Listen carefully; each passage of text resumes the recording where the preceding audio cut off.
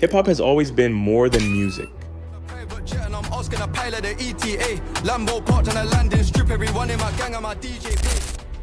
It's a culture, a voice for the voiceless, and a movement born from struggle and resilience.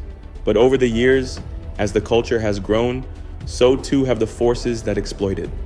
Few figures embody this complex relationship between culture and controversy as vividly as DJ Akademiks.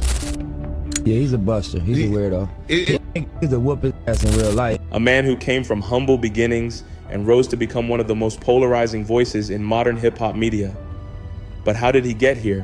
What path led him from obscurity to the forefront of rap culture, and at what cost? This is the story of DJ Akademiks, a rise built on sensationalism, tragedy. You won't catch my show. And that's because of the whole Warren Chiraq stuff? I think me covering Chicago, I've developed such a fear of it. And an uncanny ability to turn pain into profit. And as we dig deeper, we'll ask ourselves, can one man truly be to blame for the chaos? Or is he merely reflecting what the audience wants? Akademiks didn't start as a traditional hip-hop insider. Born Livingston Allen in Jamaica before moving to New Jersey, he was just another kid passionate about rap and internet culture. What set him apart, however, was his sharp instinct for spotting controversy and capitalizing on it. In the early 2010s, Akademiks began posting commentary videos on YouTube. His approach was simple but effective. Cover the stories no one else wanted to touch. I swear to God, and I never swear to God, I never need to be on Kai, Max, Aiden, nobody's stream. I don't need none of nobody who stream. I got my own thing going on. Especially those laced with violence and scandal. And he found his gold mine in Chicago, a city ravaged by gang violence, systemic poverty, and a generation of youth struggling to survive. Just this week, 3 children were killed by stray bullets. The police superintendent continues to cry out for tougher sentencing. We need to create a culture of accountability for picking up a gun and using it. Enough is enough. With his War in Chiraq series, Akademiks tapped into something dark yet undeniably captivating. He wasn't just reporting on hip-hop beef, he was narrating the real-life tragedies of teenage rappers and gang members, turning street violence into viral entertainment. To fully understand Akademiks' rise, we have to sit with the uncomfortable truth of what his early content was. The War in Chiraq series chronicled the bloody street wars between rival gangs in Chicago, many of whom doubled as aspiring rappers. These were kids, some as young as 14 and 15, whose only means of expression was through drill music, often laced with threats, disses, and coded messages about real-life violence. Akademiks turned this into content. He'd give these teenagers nicknames, overlay memes and sound effects, and narrate deadly feuds like it was a reality TV show. Every shooting, every retaliation, every arrest, it all became part of a running saga designed to entertain. Akademiks turned this into content. So many people outside the culture of Chicago, they hyped up the music, not knowing that real lives were being affected, deaths and other type of madness happened within the music, and the music was a real life depiction of that. He'd give these teenagers nicknames, overlay memes and sound effects, and narrate deadly feuds like it was a reality TV show. Every shooting, every retaliation, every arrest, it all became part of a running saga designed to entertain. Critics rightly pointed out that this wasn't journalism, it was exploitation. These were real lives, real mothers grieving their sons, real communities torn apart. But to Akademiks, it was content. And to the audience, it was addictive. Views poured in, subscribers skyrocketed. Akademiks quickly realized he'd tapped into a market that craved the raw, unfiltered chaos of the streets without ever having to experience the pain firsthand. Of course, Akademiks has long defended his work, arguing that he was simply reporting what was already happening. He claims he gave a voice to underreported stories. And that's what the numbers do. The numbers just signifies who's consuming it. Let me ask you this question, right? This inherent question that goes outside music. If a tree falls in the woods and nobody hears, does it make a sound? If someone makes the most amazing music ever but no one listens to it, is it that amazing? And brought national attention to the violence plaguing Chicago. But that defense misses the point. There's a difference between reporting and sensationalizing, between shining a light and making a spectacle. And the way Akademiks framed these stories, adding humor, mocking tone, and dramatics, blurred the lines between awareness and entertainment. It's one thing to highlight systemic issues, it's another to profit off pain without offering solutions or empathy. And that's where many believe Akademiks crossed the line. Not everyone in hip-hop stood by silently as Akademiks' star rose. One of the most vocal critics was Nipsey Hussle, a respected rapper and community activist who saw through the facade. In interviews, Nipsey called out Akademiks by name, warning that he and others like him were parasites feeding off hip-hop's wounds. Yeah, he's a buster. He's a weirdo. He's a whooping ass in real life. He behind the camera, and you gotta just let clowns be clowns, man. Like, I was on Everyday Struggle, and I walked out just because, you know, I'm not a clown. I don't come from that world of like you make jokes about. We used to fuck up. We used to fuck up for trying to film fights. He got a little internet run going on, but you know, we just gotta let him self-destruct because he's on the path. Nipsey argued that while rappers worked to build something meaningful, Akademiks thrived on tearing things down, pushing narratives that kept the culture mired in violence and negativity. His words weren't just a critique, they were a prophecy. A warning that if hip-hop allowed figures like Akademiks to dictate the conversation, it would pay a heavy price. Sadly, as we'll see, that warning largely fell on deaf ears.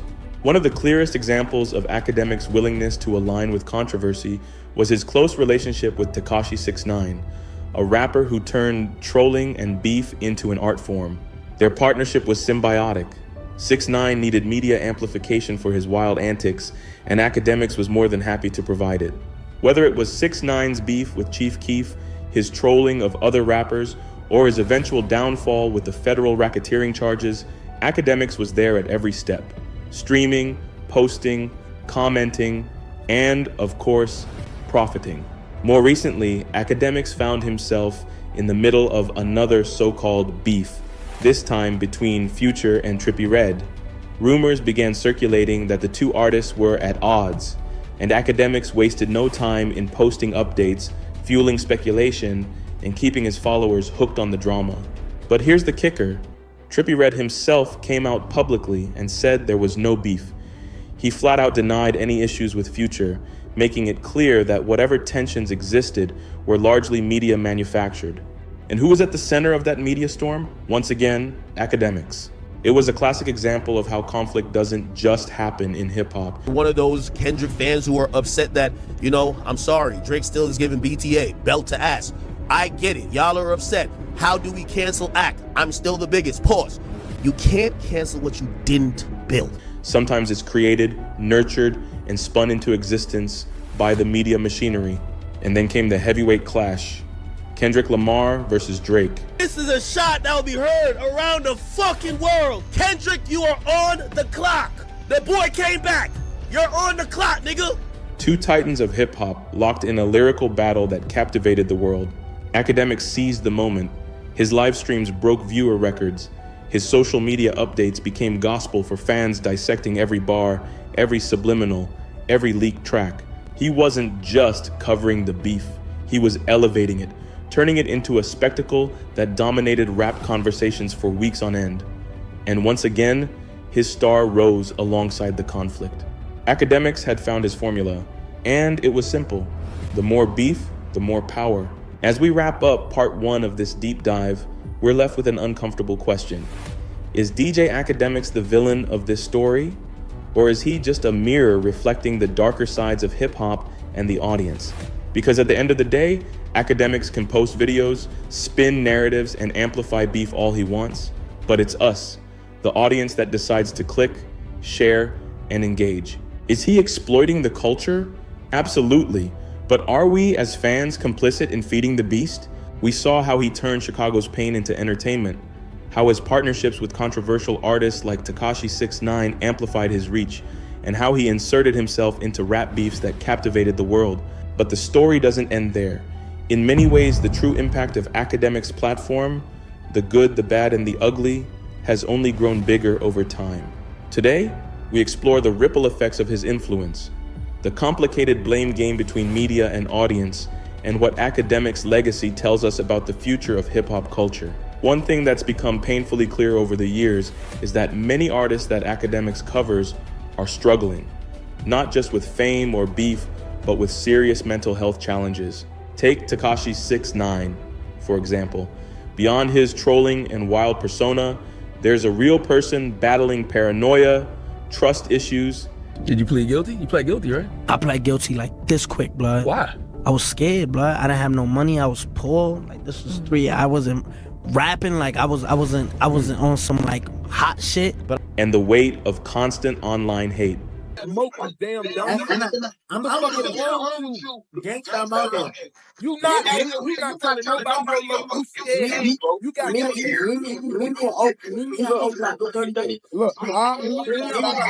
because you got all the codes. Akademiks didn't create these issues, but by amplifying every twist and turn of 6ix9ine's chaotic journey, he helped keep the cycle alive. We've seen it happen time and time and again. Artists cracking under the pressure of public scrutiny, their personal struggles turned into punchlines and hashtags. Akademiks might argue he's just reporting, but media has power, and when wielded recklessly, that power can become destructive. It raises a critical question. When does media coverage stop being journalism and start being exploitation? And who's holding figures like Akademiks accountable when their content crosses that line? Let's revisit that so-called beef between Future and Trippie Redd for a moment. The story was everywhere. Whispers of tension, hints of disrespect. It exposed a harsh truth about hip-hop media today. Not everything we see or hear is real.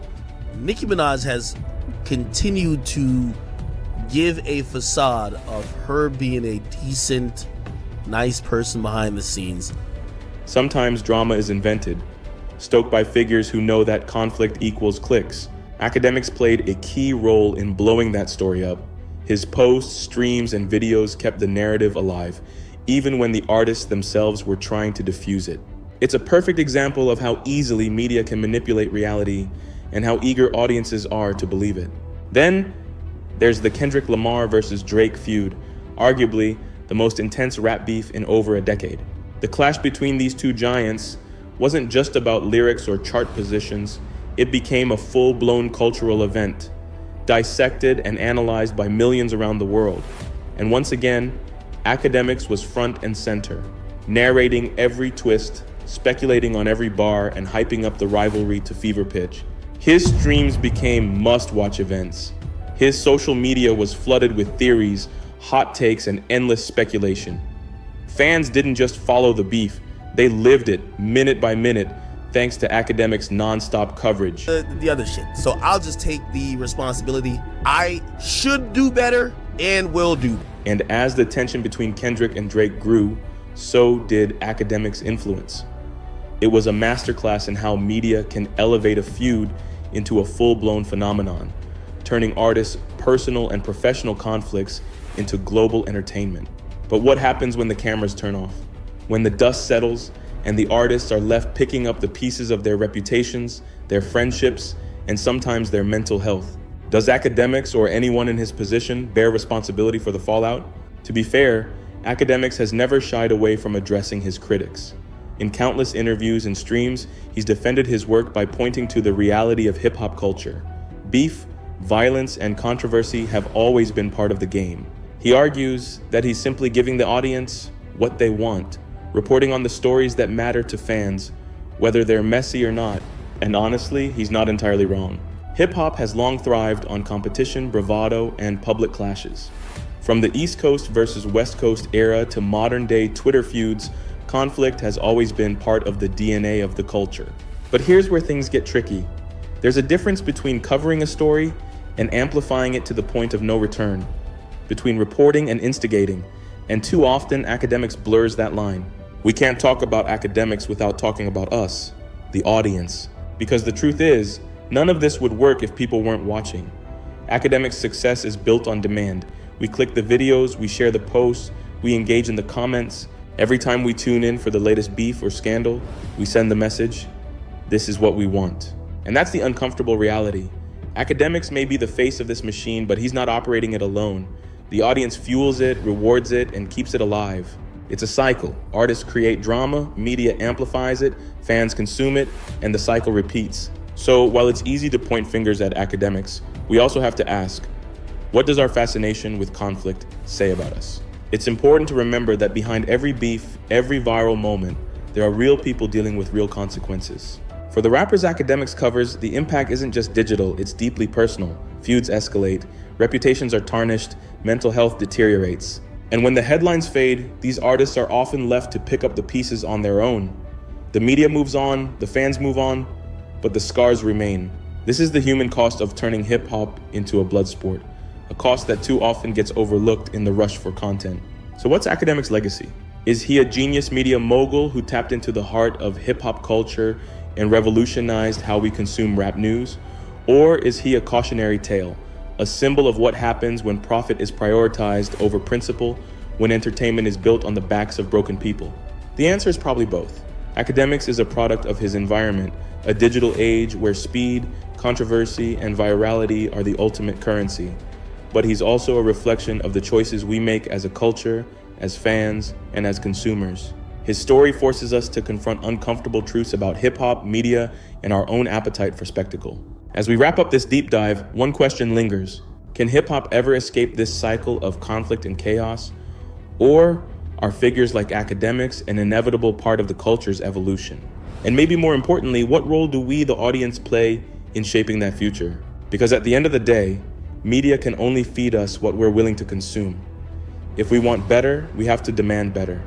If we want a culture that uplifts rather than exploits, we have to be brave enough to turn away from the drama and toward the deeper, more meaningful stories that hip-hop has to offer.